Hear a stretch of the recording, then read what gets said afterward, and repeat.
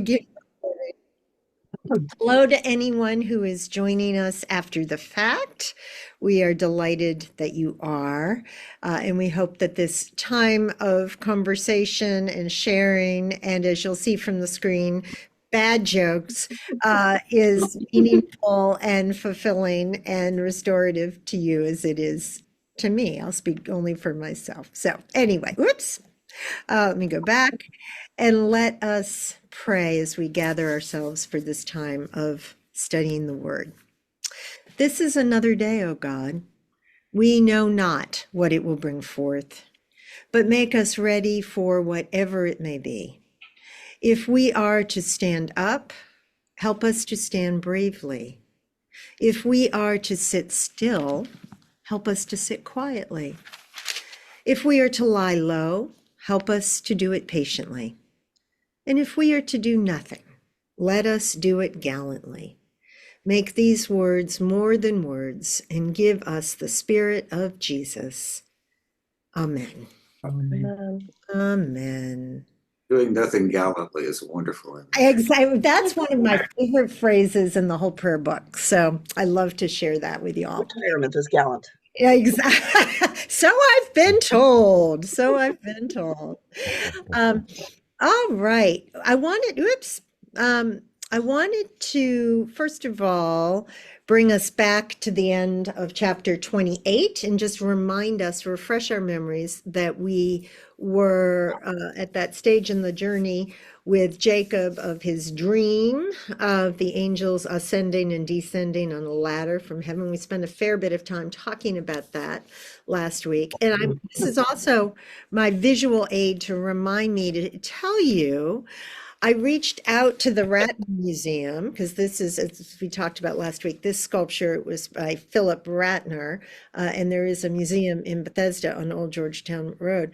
Unfortunately, I didn't know this. Philip Ratner died last fall, and they have subsequently closed the museum. Oh. So I don't know if they're going to, if the plan is to open it again, which I hope they will, because it's such an amazing collection. And so stay tuned. And if they do open it again, I'll be monitoring and I'll let you know. But so unfortunately, our proposed field trip to the Ratner has been postponed, if not scrubbed altogether. But so that was sad news.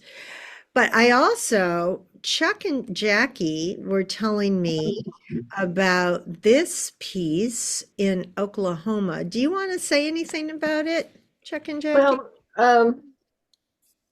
when the bombing happened in 95, it was right before our big arts festival. And we had these, they were tape artists that we had hired from New Zealand to do just temporary tape murals all around the downtown area. And of course, there was, that was cats, I'm sorry. An explosion of cats. And we didn't know, well, we canceled the festival, but we had these people that here from across, around the world, and they were so frustrated, they needed to do something. So they asked if they could create a mural in the area where the rescuers were headquartered. And so this is what they created. And it is, it is your interpretation. There's a video that gives you their interpretation, but it's putting wings on people. I found that video and I will send the link out to everybody. I can't believe that this is tape. It's so cool to me. Brilliant. Well, they also went to the Children's Hospital because most of you won't remember, but that truck bomb was placed right under the daycare center at the Murrell building. And so there were, I believe it was 19 children that died, but there were other children that were gravely injured. So there were a number of children that were in the ICU there. and they went to the windows of those children's rooms and made they did everything. They made animals. They made a pair of parents hugging a child uh, for the children. They did all kinds of incredible things. And but anyway, you would go over to where this was. It was in the truck bays of the convention center Oh, wow. Yeah, where I was they trying to figure out where this was. yeah. Yeah. And it's where they were feeding and housing all these rescue people that came from all over the country. And you'd see people, these guys, just standing there looking at it. Every once in a while, they'd say, "What do you think it means?" And I'd say, "It doesn't matter what I think. It's only what you think." Mm-hmm. But from an art standpoint, you can see all those circular patterns that we talk about, Mm-hmm. themes in arts, and there's a small circle here, there's a larger circle here, and it's just it's it's putting wings on people, Yeah. Yeah. attaching their wings. And if you do go to the video, you'll see a wider shot of this, like Jackie was saying, where you actually see all the there was evidence being brought in. There were all the trucks and everything, the ambulances and stuff like that around there, and rescue trucks and all that. And you'll see that in the background because this is a huge space. And is that still there? The building is still there, although it's getting ready to be torn down and replaced. Hmm. Yeah, we had 8 teams from around the country, which I think is the next to the largest until 9/11. Mm-hmm. Mm-hmm. But this piece of art, is that still on the wall and going to Well, be torn it was down? intended to be temporary. Hmm. Oh. That's the intention of the artist. Mm.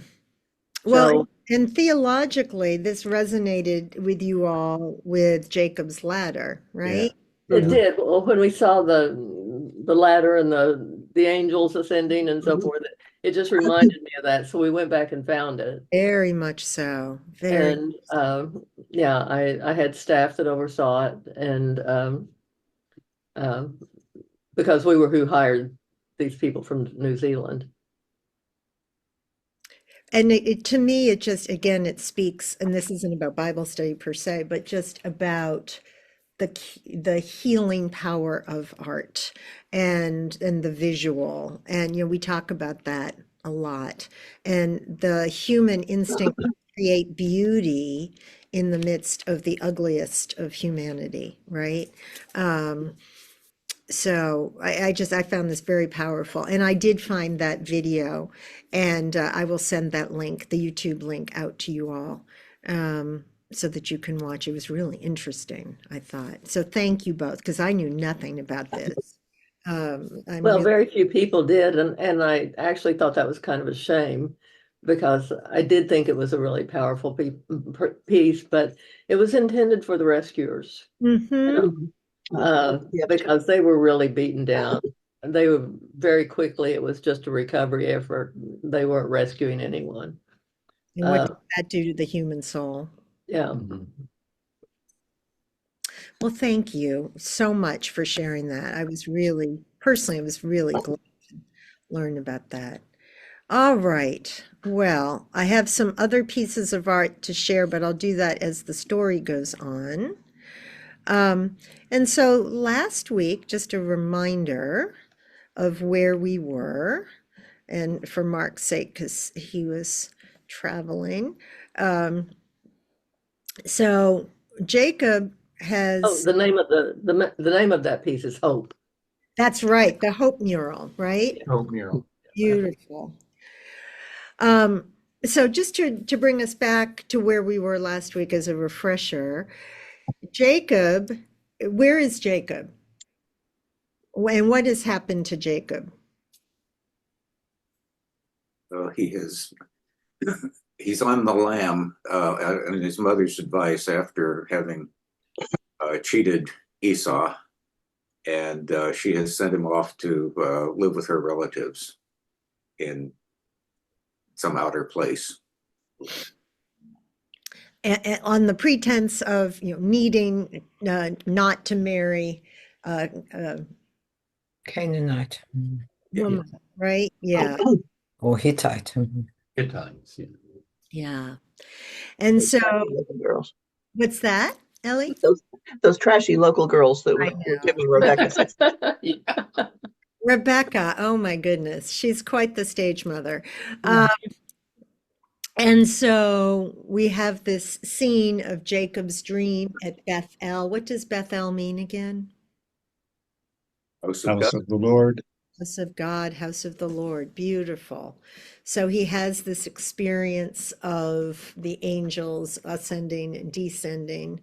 And we spent a fair bit of time talking about that. Does anyone want to say anything about that? And Just one thing that struck me, because I did look at the video, even though I left early.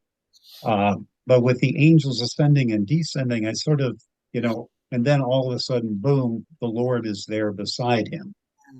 Compared to Abraham, where three guys show up and somehow become the Lord, although I'm never sure which one of the three. exactly. It's a little interesting in terms of angels and their relationship to the Lord. Very much so. I'm glad you said that. And we're noticing too that for Abraham, with the exception of those three visitors and Abraham's initial experience of God telling him to go, God is very much at a distance. And then here Jacob has this experience of these angels who are very near. It's an intimate experience. And in fact, just going back to Ratner's vision, it almost, the ladder comes right down to the sleeping Jacob. And, from this vantage point, it almost looks like it's coming out of him, right? And so it's really interesting, that distinction between Jacob, who is a complicated character. Not that Abraham isn't a complicated character, he obviously is as well. But Jacob, particularly, the deceiver, the one grasping at the heel of his twin brother. And then he's depicted with this up close and personal relationship with angels who are messengers, right? Deacon Mary talked about that on Sunday. She talked about angels as messengers during the instructed Eucharist. So anything else that struck you, either when we were speaking last week or upon further reflection about Jacob and his dream? I'm rereading it and the in my other version. But apparently the point of the whole latter angels God appearance is for God to stand next to him and reiterate the pledge to make him, as descendant of Abraham, the patriarch of countless descendants, and all the peoples will be blessed through you and your offspring. It's all the same thing that he was telling to Abraham and to Isaac, especially since, again, he's on the lam from being caught cheating, which is this is either huge forgiveness or I'm doing the best I can, says God. We're still going to have descendants, and I'm not saying anything about last week. So I don't know. I think the relationship between this family and God and all their descendants is always kind of baffled me. I did, with good reason. With very good reason. Yeah. So not only has Jacob deceived his brother and his father twice, but also, he's the second born by a little bit. Technically, he's the second born. So it's almost like, when King Edward steps down and George VI becomes King of England. It's like, you're not supposed to be the one through whom this blessing is going, and yet you are. So, there's a little detour in the family lineage here. Okay, great. Those are all wonderful comments. So let's move ahead as Jacob meets Rachel. Would someone like to read these four paragraphs, 29 verses 1 through 14 for us? I can do that. Thank you. Don't know what you want, but you can't get it. Sorry, I've got a Pinder here. I figured it was Penda. And she's asking for something, but Excuse me. Then Jacob went on his journey and came to the land of the people of the east. As he looked, he saw a well in the field, and lo, 3 flocks of sheep lying beside it, for out of that well flocks were watered. The stone on the well's mouth was large, and when all the flocks were gathered there, the shepherds would roll the stone from the mouth of the well and water the sheep and put the stone back in its place upon the mouth of the well. Jacob said to them, "My brothers, where do you come from?" They said, "We are from Haran." He said to them, "Do you know Laban, the son of Nahor?" They said, "We know him." He said to them, "Is it well with him?" They said, "It is well. And see, Rachel, his daughter, is coming with the sheep." He said, "Behold, it is still high day. It is not time for the animals to be gathered together. Water the sheep and go pasture them." But they said, "We cannot until all the flocks are gathered together and the stone is rolled from the mouth of the well. Then we water the sheep." While he was speaking with them, Rachel came with her father's sheep, for she kept them. Now, when Jacob saw Rachel, the daughter of Laban, his mother's brother, and the sheep of Laban, his mother's brother, Jacob went up and rolled a stone from the well's mouth and watered the flock of Laban, his mother's brother.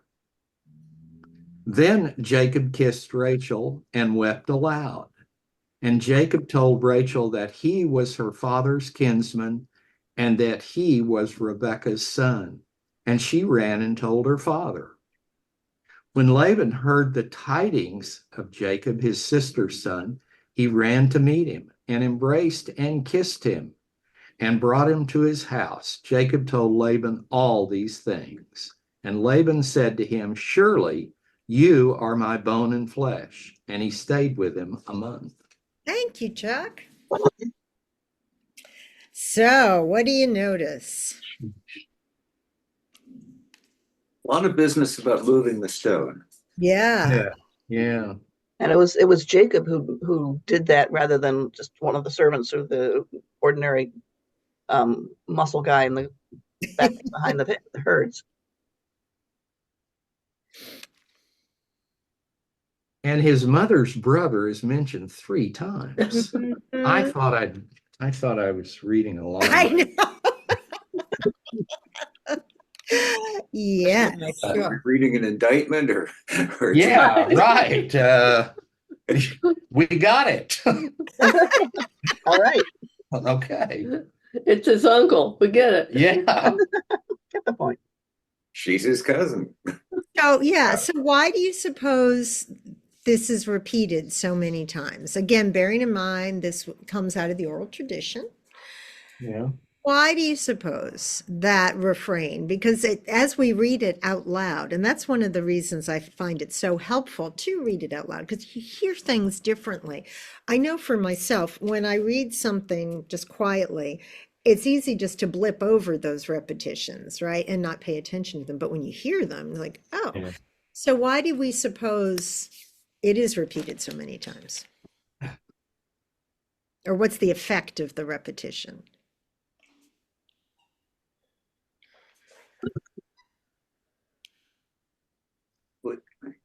There's no doubt where he is. Mm-hmm.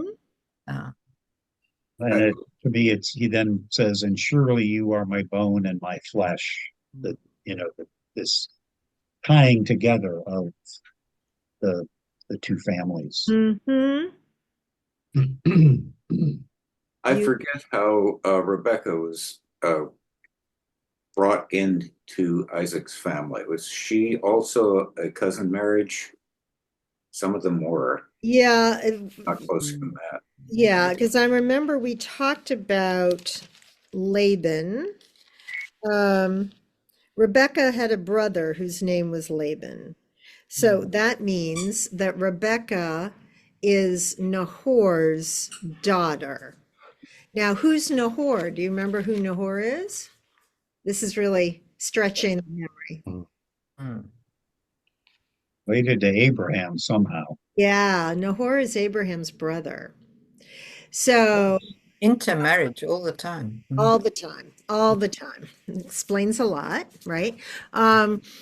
And so we have this into, thank you for your cow. I appreciate that. Okay. Can you put it down? You want to say hi? Say hi. Joey, say hi. Yes. Okay. Um, where would we be without all the pets and Bible study, right? Okay. Hi. Yes, there we go. Thank you. All right. We're very happy. Um,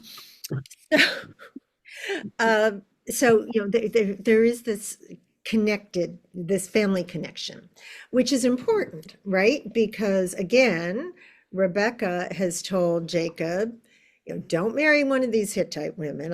I'm sick of them because, remember Esau has all these Hittite wives and they just vex her. And so she wants Jacob to marry someone who is related. Boy, does Okay, let me mute this. oh, oh, we lost you, right? Okay. And so we've got this repetition of the family connection. What else do you notice here? We've got the stone, right? We talked about the stone, and stones seem to be very important in Jacob's story because That's true. It's a stone again. there's the stone again.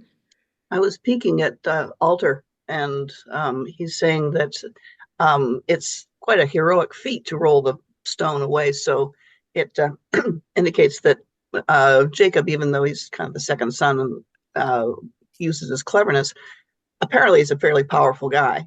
And that's why Rebecca was worried that if he and Esau should come to blows, which it looked like it was going to be, it wasn't going to come out well. Yeah. And it's Excellent. it's also sort of symbolic of the hymens, I guess, and because Wells were always representative of women, Mm-hmm. so he's doing this for Rachel, and there we go. There we go. Well, I'm noticing something totally different in the beginning when he's there and he approaches these men. And it's like this level of intimacy or assumption that he just takes on, and he's like, water the sheep and go pasture them. See, he's talking about like it's broad daylight, it's not time. He's like telling them, and then they come back to him and say, no, this is why we do it, or this is how we do it. But it's so like a level of intimacy that's so assumptive. Like he's there and, telling them what to do. Like it's not time, go do this. I don't know, it's interesting to me. Yes. Like you Is it walk kind into of a new village mysterious? and, I thought it was kind of mysterious that Rachel is showing up with the animals at high noon when she knows she's not supposed to do that till the end of the day when the Exactly. rest of the flocks come in. Maybe that's just the appropriate maybe time. they're there to court her. Maybe she's some beautiful maiden. I don't know.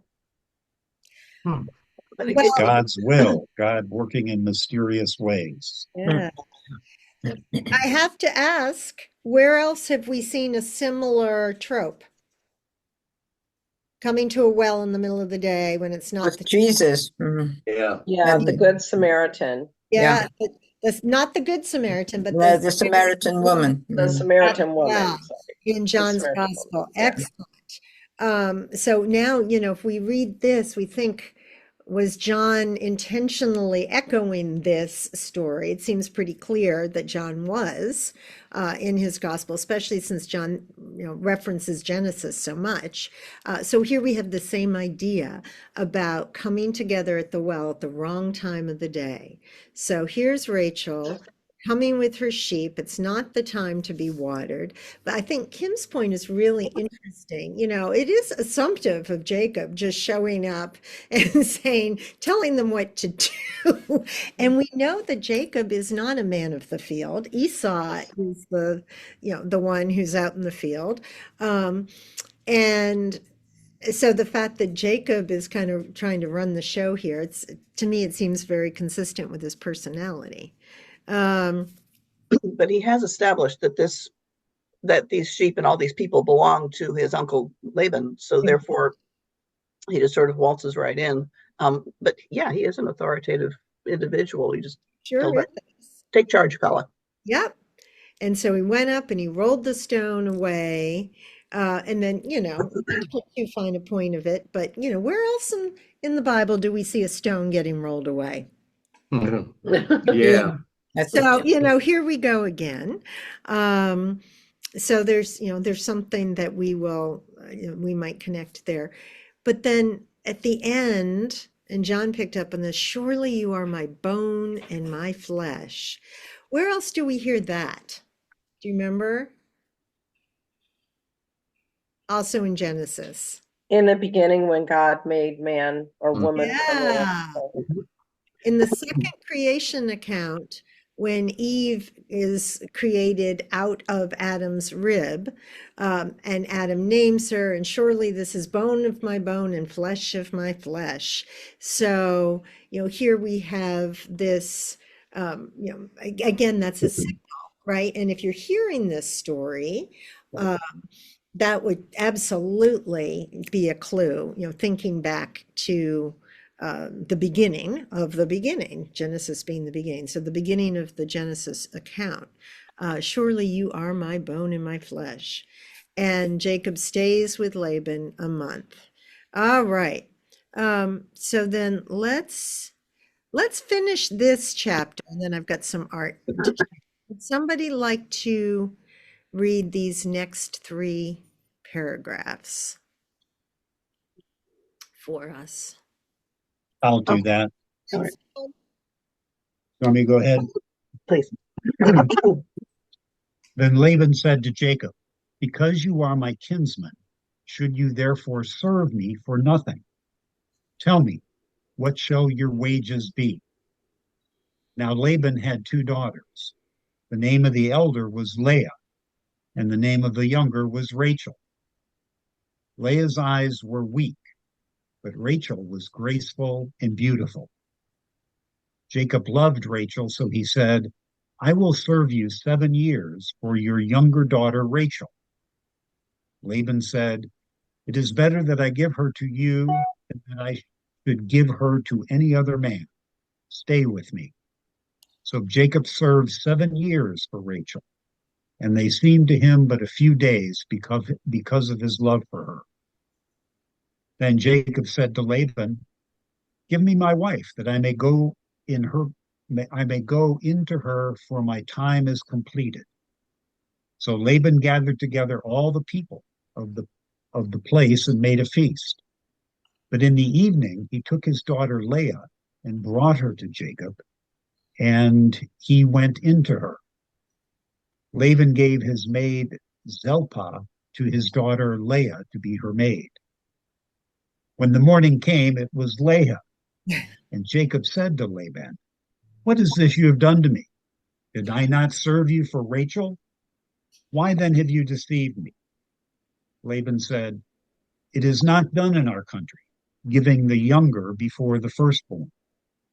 Complete the week of this one, and we will give you the other also in return for serving me another 7 years. Jacob did so and completed her week. Then Laban gave him his daughter Rachel as a wife. Laban gave his maid Bilhah to his daughter Rachel to be her maid. So Jacob went into Rachel also, and he loved Rachel more than Leah, and he served Laban for another 7 years. When the Lord saw that Leah was unloved, he opened her womb, but Rachel was barren. Leah conceived and bore a son, and she named him Reuben, for she said, because the Lord has looked upon my affliction, surely now my husband will love me. She conceived again and bore a son, and said, because the Lord has heard that I am hated, he has given me this son also. And she named him Simeon. Again she conceived and bore a son, and said, now this time my husband will be joined to me, because I have borne him 3 sons. Therefore he was named Levi. She conceived again and bore a son, and said, this time I will praise the Lord. Therefore she named him Judah. Then she ceased bearing. Thank you.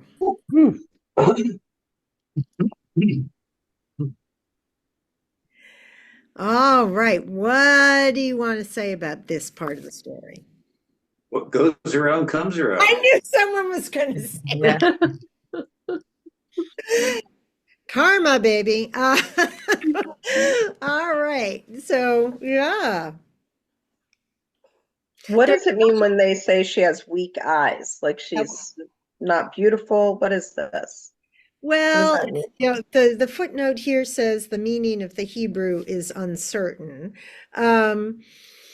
You know, maybe does it mean that her vision is poor? Does it mean that doesn't, you know, that her eyes aren't beautiful? It's a good question.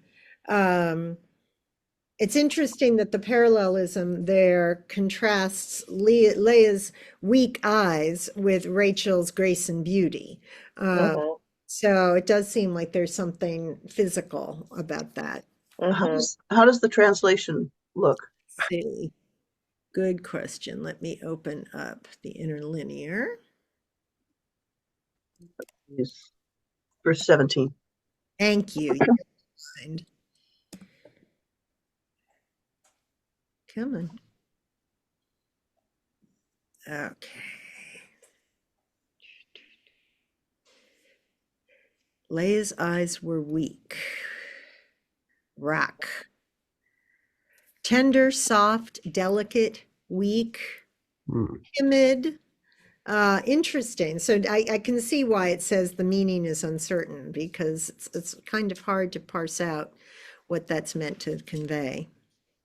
Well, I feel bad for her because she is unloved, and you know, And she goes through all that childbirth to get Jacob's interest, and apparently didn't work. That's a lot of effort.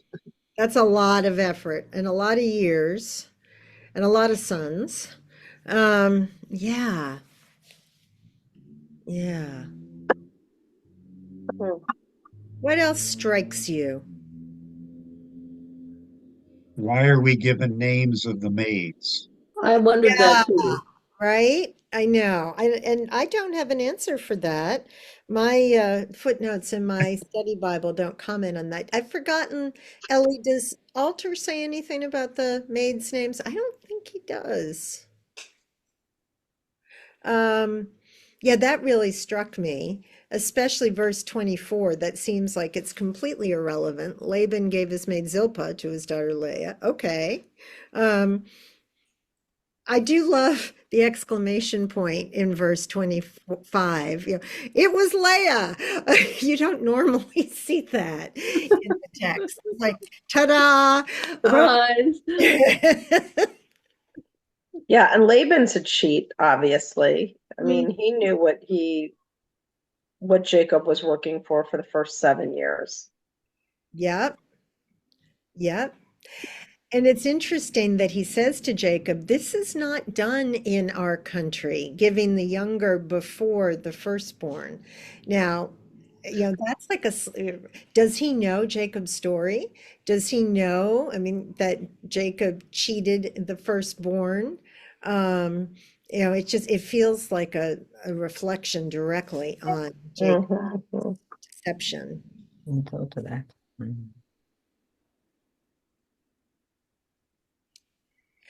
Who else had weak eyes in the story so far? I mean, the weak was Isaac. Isaac, exactly. And Jacob has disdain for Isaac and his vision issues and um, really leverages that to his advantage, exploits that. So that's interesting that we have the vision issue. Whether it's about beauty or whether it's about capacity to see, we don't know. But if it were the lack of vision, that would be interesting to me. I'm peeking ahead, and Jacob has children by those maids. Yes, Oh my word. of course he does. Of course he does. Dallas in the desert. What a soap opera. Dun, dun, No, it's trying to fulfill the promise to Abram. That's true. mhm, He's having as many babies as he possibly can. mhm, mhm. What does complete the week of this one mean? How do you all hear that? Yeah, Um, I'm still peeking at altar. It says that it's a bridal week. Apparently, it's a traditional.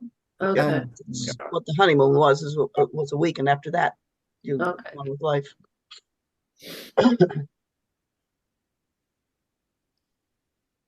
So Laban gets the better of Jacob.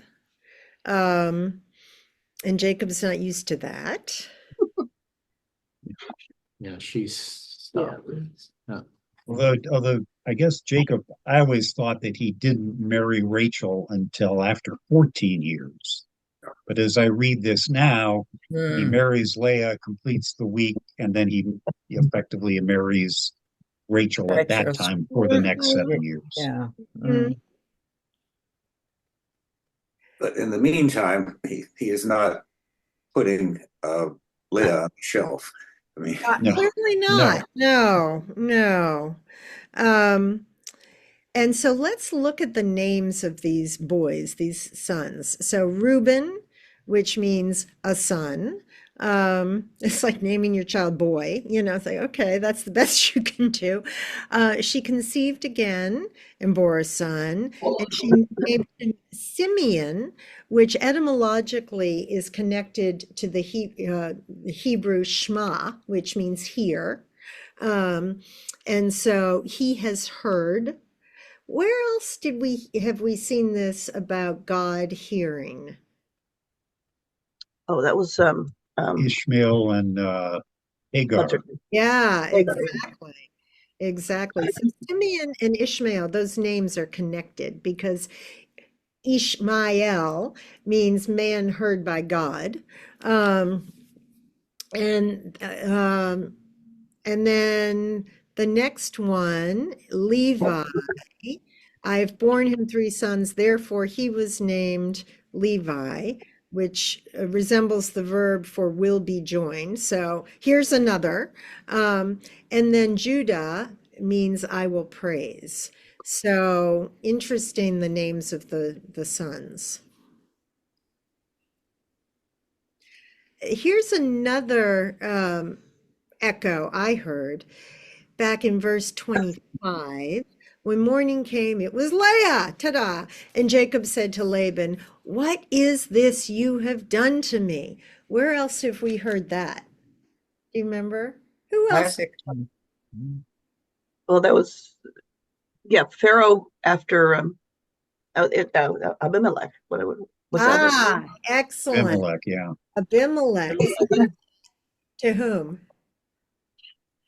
to Isaac and Abraham. Abraham. Yeah, Yeah. yeah. So again, we get going back to what Ray said, what goes around comes around. So Jacob now is echoing the one who has been cheated and mistreated in his mind. So it's very interesting. What else strikes you here? I mean, this story kind of brings together a whole lot of threads, right, that we've picked up on from various parts of the story thus far.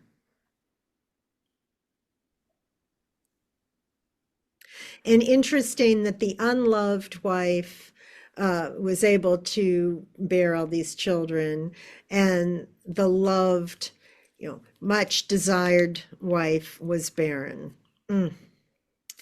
Um, I haven't read the rest of the story, but why would anyone name their daughter Leah? I mean, to hmm. be the unloved one and I have good friends whose daughter's name is Leah.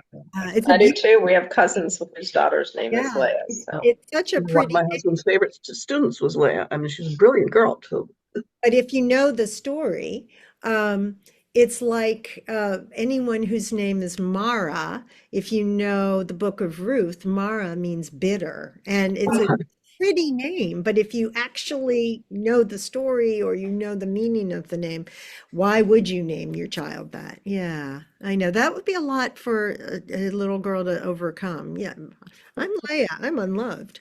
Yeah. Well, I've got a few pieces of art to share that may or may not shed light on the story. So here's one by Raphael at the well. So what do you notice in this one?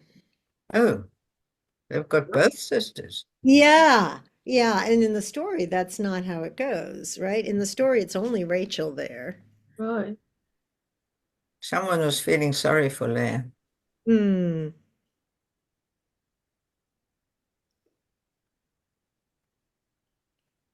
What else do you notice here? Two sisters are very affectionate to each other. Yeah, Mhm. yeah. Interesting interpretation by Raphael. Mhm. One seems confident and the other seems shy. I Mhm. wonder which one he thinks is which. Which one do you think is which? I have a theory. So do I. I'll take a guess that Rachel's the one on the right who is in a more comely pose, Mm-hmm. Right. and Well, I thought the Leah other on way the around. left is beefier and perhaps less comely. Yeah, and her hand on the hip. Yeah. Yeah, Yeah, She's yeah. much more confident. She has Um, lumpy arms. well, Mhm. that's why I was thinking the other way around was Yeah, that so if did Leah I. has weak eyes, then she would be the one that's kind of hiding and Mm. downcast, and her eyes look darker.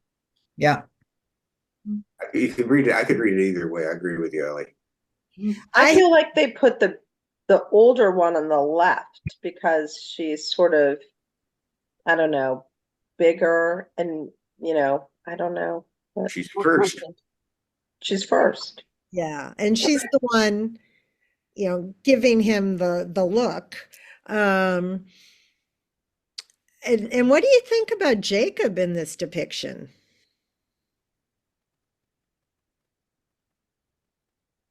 It's pretty forceful. Uh-huh. Mm. Yeah, very forceful. And he looks like a kind of guy who would be able to roll a stone well, although that had to be to cover that well, it had to be a pretty darn big stone. Uh-huh. Yeah, Yeah, to we don't see the stone, do we? Oh, is that are the sheep climbing on it off to the yeah, left? Looks like a that's what I slab. was wondering about. Yes, you're right, Ellen. Yeah, it took me a while too, Yeah, but if you look at the side there, it's the sort yeah. of similar design. Okay. Um, yeah, they're crawling all over it.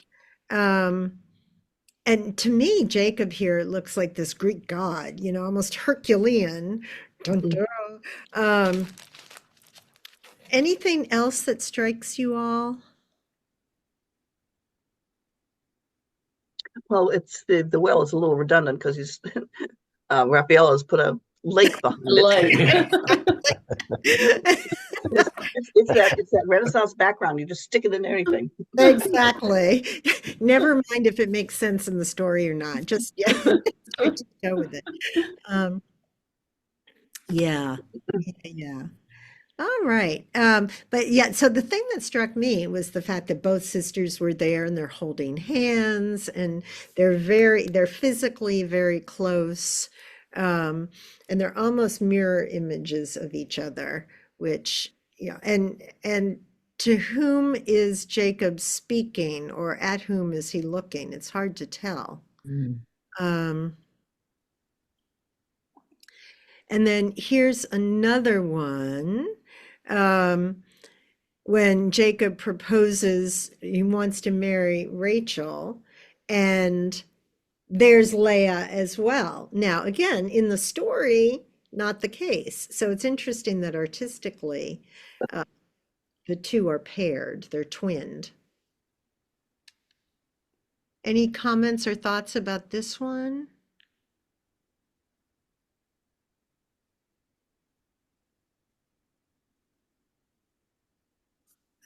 Again, Jacob's looking pretty beefy. There's the well in the background. There's a few token sheep, Yeah, Yeah. but it doesn't look like a pasture at all. not at all.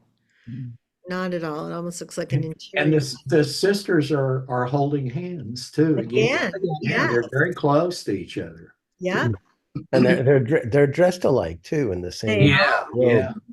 I mean, I think he had to put different color hair to distinguish them. And notice all three of them are holding their heads in the same way. Leah's daughters. Angles like that. Yeah. You know, and maybe the fact that they're dressed similarly is meant to imply the deception that, you know, how else could Laban swap one out for the other? Mhm. Because in the Raphael one, you know, you'd be hard pressed to confuse the two, but here it's very similar. Yeah. Let me And just, you'd think after 7 years he would have, I mean, even if he hadn't been sleeping with the sisters, that he would be able to tell them apart. It was a big feast, probably the wine. Yeah, a lot of wine. exactly. Let's see. And here's another one, 19th century. What do you think about this one?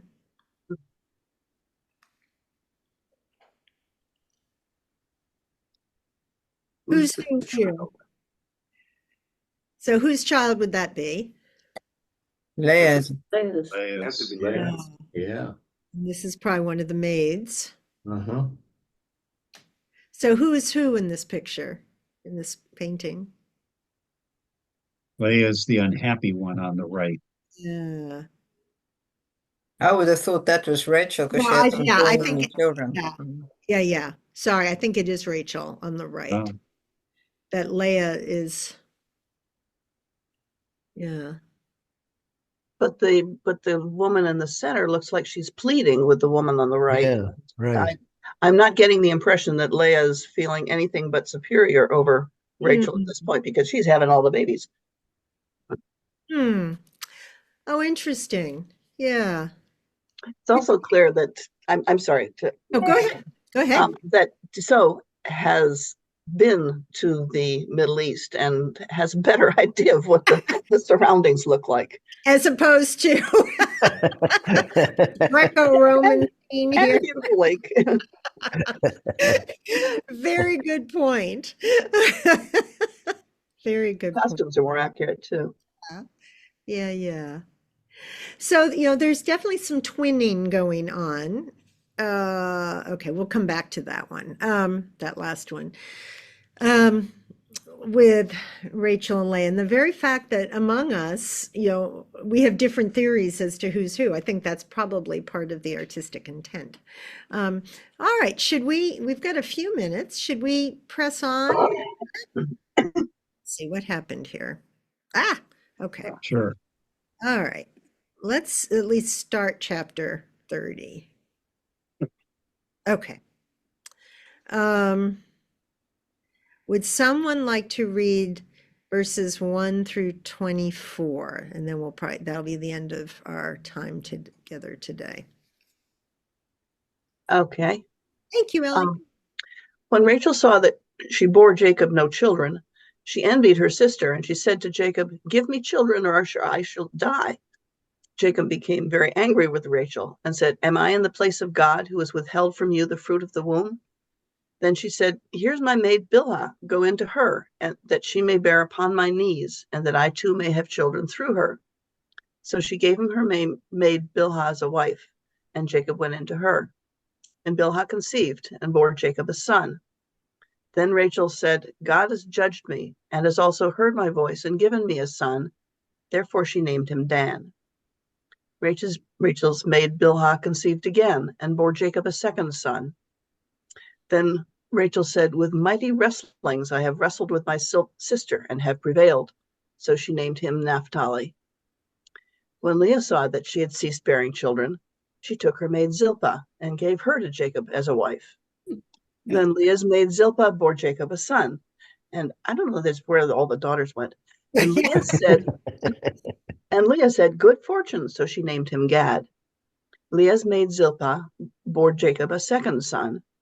And Leah said, "Happy am I, for women will call me happy." So she named him Asher. In the days of wheat harvest, Reuben went and found mandrakes in the field and brought them to his mother Leah. Then Rachel said to Leah, "Please give me some of your son's mandrakes." But she said to her, "Is it a small matter that you have taken away from my husband?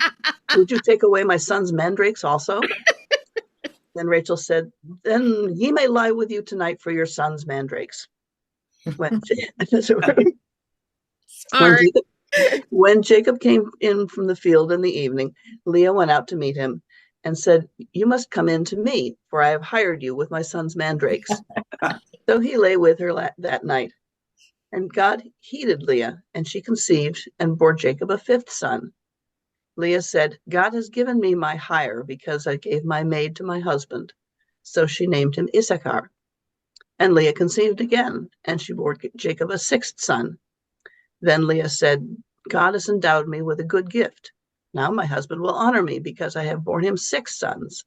So she named him Zebulun. Afterwards, she bore a daughter and named her Dinah. Then God remembered Rachel, and God heeded her and opened her womb. She conceived and bore a son and said, "God has taken away my reproach." And she named him Joseph, saying, "May the Lord add to me another son." Thank you. Okay, so now we see the tribes of Israel being born, literally. What questions do you have? What do you notice? What echoes do you hear? Oh, I've lost count, but I think with the last one being Joseph, there's their 12 sons. That's 11. 11. One more son to come. Benjamin, yeah. One more son. That's right. Yeah. What about these mandrakes? Let's talk. What is a mandrake anyway? What's up with the mandrakes? Must be something very special. It's a root of some kind. Mhm. It is, and it's called that because the root bifurcates, looks like a human being, Exactly. like legs. But what's so special about him? Yeah, I mean, So mandrakes are associated with fertility. It's like a fertility herb. So yes. yeah, so you'd want them Yeah. if you were barren.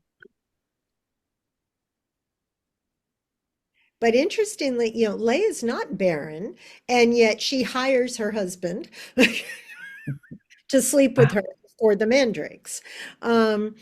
So yeah. He doesn't offer any argument, apparently. Exactly.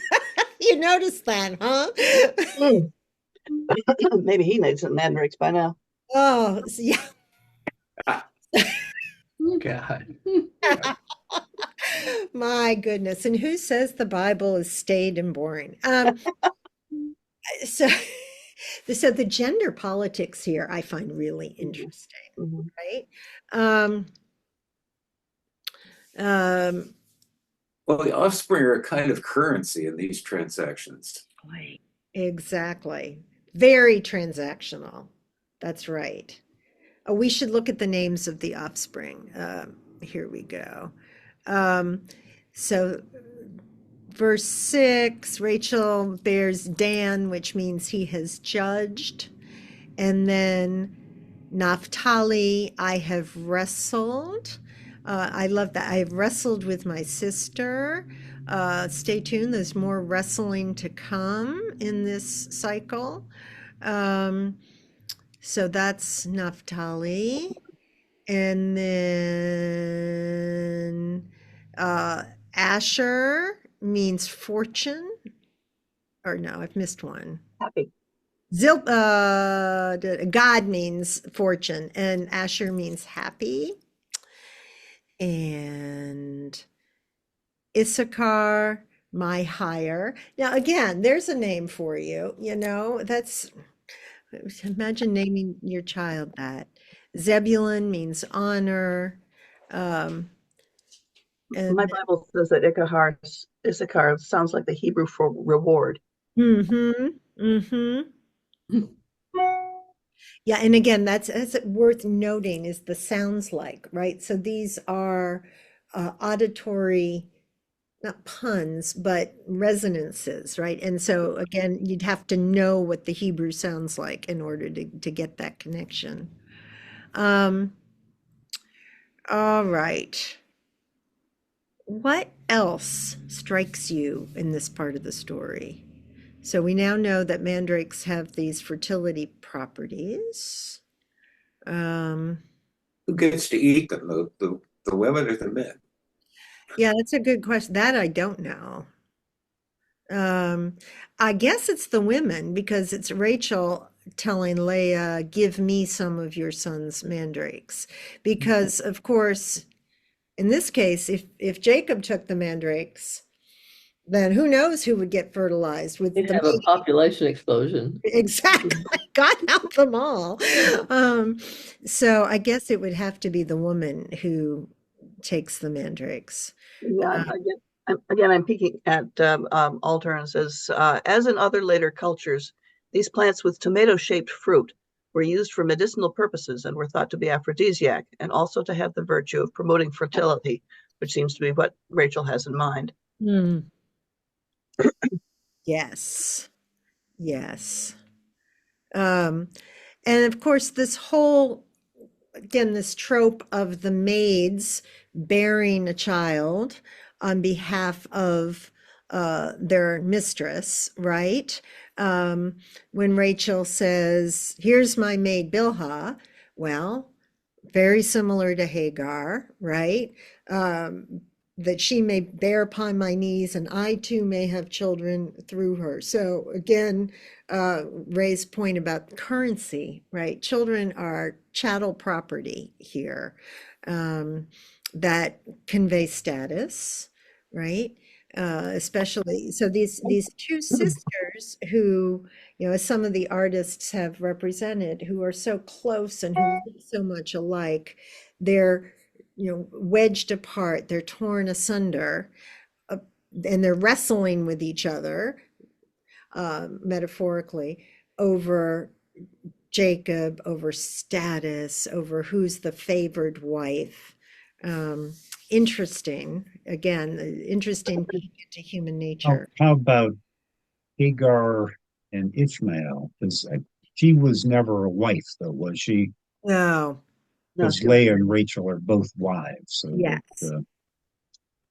actually, Rachel and Leah remind me a lot of Jacob and Esau. Hmm. Exactly. Exactly. Um, Very much so. And I think there's meant to be some parallelism there. Yeah, the doubling. And that's a Shakespearean technique, right? Shakespeare's always doubling characters. Well, he didn't invent that. This goes way back in literature. Anything else that you notice here? Let's see. Joseph, he adds. So again, Joseph is yet another. He adds to the family. That's what his name means. May the Lord add to me another son.